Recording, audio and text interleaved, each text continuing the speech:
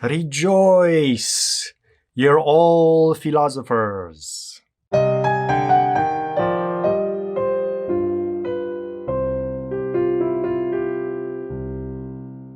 Hello everybody and welcome back to my introduction to philosophy. If you're here for the first time, please make sure to watch the preceding 3 videos of this series. Every single part builds on the previous ones, and if you're not watching them in the order I intend, then you may get confused if not simply lost. For your convenience, I've created a playlist in which everything is properly organized. You can find the link in the description below.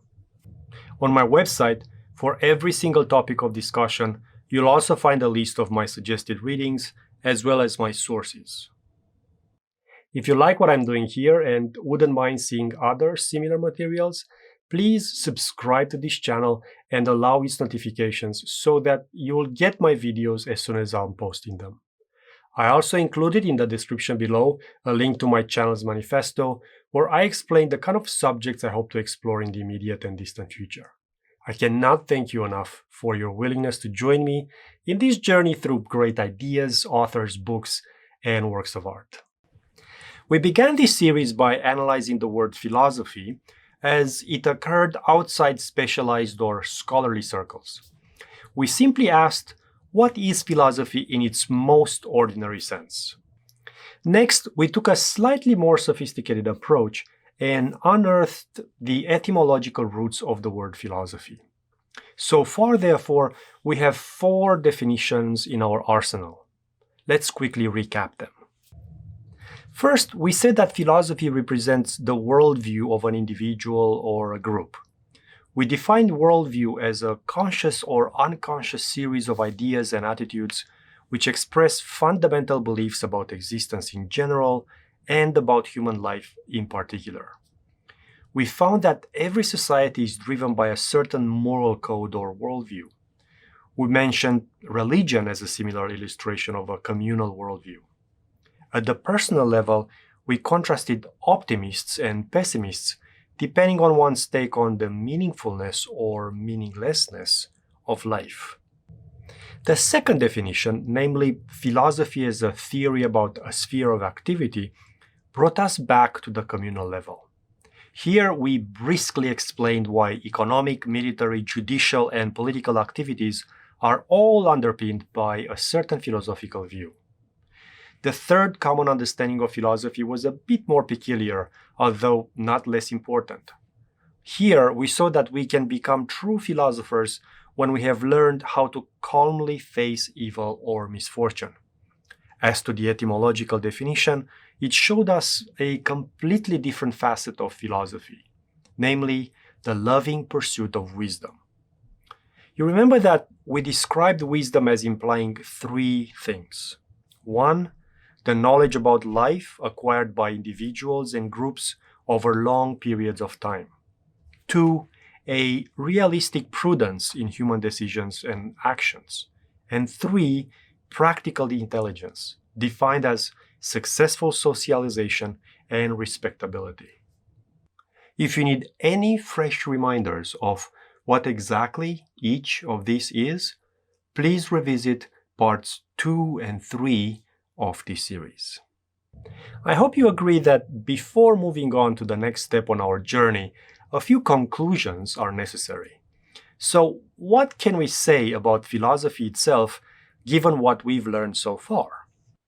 The first and most obvious conclusion is that even in its most ordinary usage, philosophy does not have one clear, easily understandable sense. Rather, philosophy seems to have multiple meanings. At the same time, I personally feel that none of these meanings is random or without purpose. Despite their variety, they communicate a few very important things about the nature of philosophy. But what exactly do they say? Well, and this is the second conclusion, they say that despite all existing prejudices and misconceptions, philosophy is something very close or natural or familiar to us. I don't think I'm saying something controversial if I claim that, given the first 2 definitions enumerated above, each and every one of us is a philosopher. In fact, inasmuch as we are part of a group and have to face, sooner or later, the blows of time, pain, loss, and death, it is almost impossible to avoid doing philosophy. On a more positive note, I would add that far from estranging us from the world, philosophy can make the world seem a much friendlier place. And here, I'd like to remind you that, understood as the loving pursuit of wisdom, philosophy can help us thrive morally, professionally, and even politically.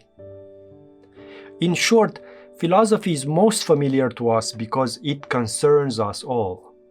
It concerns us all, and this is the third conclusion, because philosophy is a vast, protracted, and often heroic search for meaningfulness.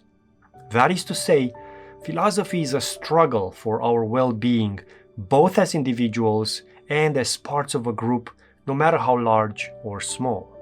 At group level, philosophy, understood as a moral, religious, or political worldview, preserves the cohesiveness and efficiency of a community. From a psychological standpoint, on the other hand, philosophy is a true art of living. Philosophy enables each one of us to exist not just as a bundle of physical needs, desires, and instincts, but also as dignified individuals. More exactly, philosophy encourages us to lead our lives in accord with reason, moderation, and wisdom, and so without immature illusions. Philosophy summons us to a life lived in truth, to an intellectual or existential adventure wherein searching is more crucial than finding and questions more vital than answers. Moving to the fourth conclusion, I'd like you to remember that truth, understood as wisdom, is something we acquire with great and strenuous endeavors, if not sacrifices. Philosophy is the wonderful promise of a truth whose attainment requires, fortunately or not, a dramatic struggle. Walking the path of philosophy means embarking upon a journey at the end of which we are expected to come to terms with the disappointments, sufferings, tragedies, and evils of life. Philosophy wants us to look the devil in the eye rather than running away from him or pretending he's not there. I just said that philosophy is for all, and truly it is. Yet its victories may be for just a few. Finally, the fifth conclusion. Notwithstanding all of its practical virtues, philosophy possesses an unmistakable abstractness. Probably that's why most people resent or are dissatisfied with it to this very day. As we shall see throughout the rest of this series, philosophers love broad and general concepts, worldview being just one of them. Philosophers thrive on abstract arguments or timeless ideas. They feel more at home in the predictable and ordered realm of theory rather than the messy world of here and now. I think that this peculiar feature of philosophy is the best introduction to the more conventional understanding of philosophy, which is the pursuit of the most encompassing and fundamental understanding of reality, chiefly by means of rational, abstract speculation. So far, we surveyed the charming gardens of philosophy. It is now time to enter its huge and fascinating palace. We will start with one of its largest and oldest rooms, namely metaphysics. Please come in, and a warm welcome to you all.